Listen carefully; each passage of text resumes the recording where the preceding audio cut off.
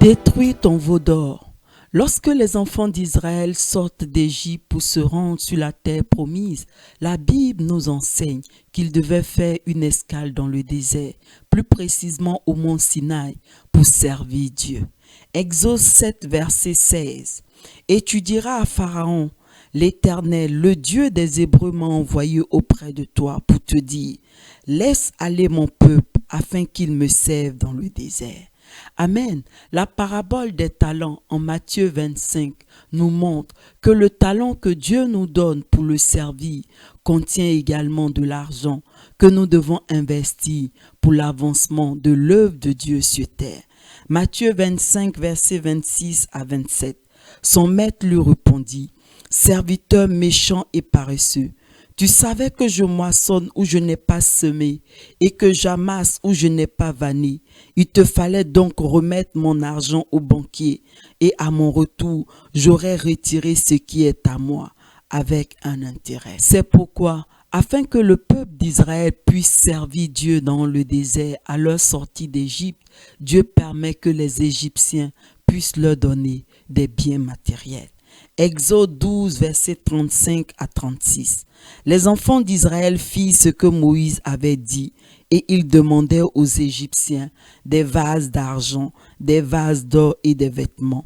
L'Éternel fit trouver grâce au peuple aux yeux des Égyptiens qui se rendirent à leur demande et ils dépouillèrent les Égyptiens. Mais regardons maintenant ensemble ce que les enfants d'Israël vont faire avec tous ces biens matériels qu'ils ont reçus. Exode 32, versets 1 à 5. Le peuple, voyant que Moïse tardait à descendre de la montagne, s'assembla autour d'Aaron et lui dit, « Allons, fais-nous un Dieu qui marche devant nous, car ce Moïse, cet homme qui nous a fait sortir du pays d'Égypte, nous ne savons ce qu'il est devenu. » Aaron leur dit, « ôtez les anneaux d'or qui sont aux oreilles de vos femmes, de vos fils et de vos filles, et apportez-les-moi. » Et tous ôtèrent les anneaux d'or qui étaient à leurs oreilles, et ils les apportèrent à Aaron. Il les reçut de leurs mains, jeta l'or dans un moule, et fit un veau en fonte. Et il dit, « Israël, voici ton Dieu qui t'a fait sortir du pays d'Égypte. » Lorsqu'Aaron vit cela, il bâtit un autel devant lui, et il s'écria, « Demain il y aura fête en l'honneur de l'Éternel. » Amen. Dans le désert où les enfants d'Israël vont séjourner, ils vont recevoir la loi de l'Éternel. Malheureusement, au lieu de suivre ces instructions de Dieu, ils vont se laisser conduire par leurs émotions et leurs pensées. Ils vont donc se bâtir avec une partie des biens matériels qu'ils vont recevoir des Égyptiens, leur propre image et représentation de Dieu, c'est-à-dire le veau d'or. Ce veau d'or était en réalité le résultat de toutes les influences de leur vie passée en Égypte. Les enfants d'Israël vont se prosterner et adorer ce veau d'or. Exode 32, versets 7 à 8. L'Éternel dit à Moïse, « Va, descends, car ton peuple que tu as fait sortir du pays d'Égypte s'est corrompu. Ils se sont promptement écartés de la voie que je leur avais prescrite. Ils se sont fait un veau en fonte. Ils se sont prosternés devant lui. Ils lui ont offert des sacrifices et ils ont dit, « Israël, voici ton Dieu qui t'a fait sortir du pays d'Égypte. » Amen. En faisant ce veau d'or et en se prosternant devant lui, les enfants d'Israël ont brisé l'alliance de Dieu, symbolisée par les tables de l'alliance.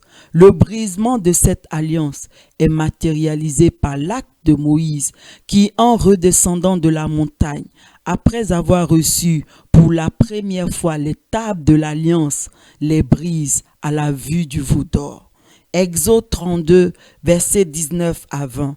Et comme il approchait du camp, il vit le veau et les danses. La colère de Moïse s'enflamma.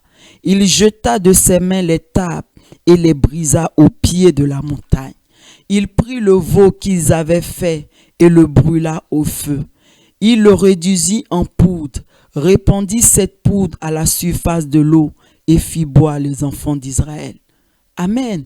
Malheureusement, aujourd'hui encore, dans la nouvelle alliance dans laquelle nous sommes engagés avec Dieu, beaucoup d'entre nous, tout comme Israël dans le désert, se sont fait leur veau d'or.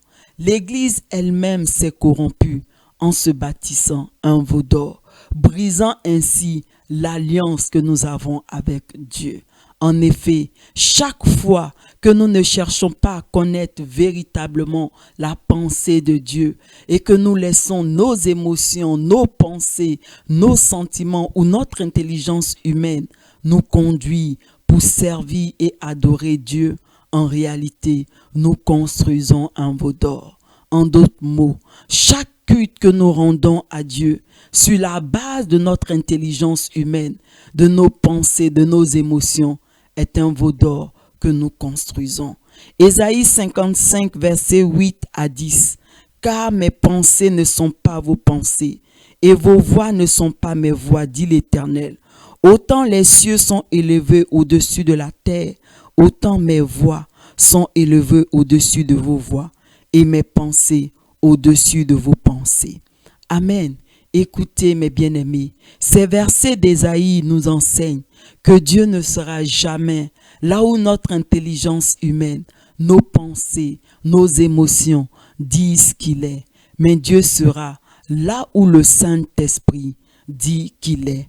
Nous connaissons véritablement Dieu et entrons dans sa révélation que sous la seule conduite du Saint-Esprit.